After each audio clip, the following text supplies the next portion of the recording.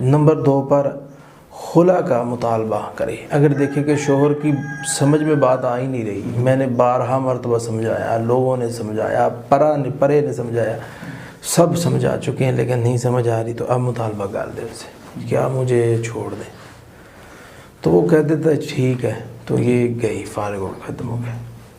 इस तरह अगर वो कहता जी नहीं मैं आपको नहीं तलाक दूँगा, मैंने तो आपको ज़लील करना है, मैंने ये करना, ऐसी करता है तो आप कानूनी तरीका इख्तियार करें, अदालत में चली जाएं, अदालत से जाके आप अदालत से तलाक लें। अदालत आसानी से आपकी बात भी सुनेगी और आपके मुतालबे को इंशाअल्लाह ताला उस पर फ़ैसला करेगी। शोहर को बुलाएगी भी और उससे पूछेगी भी।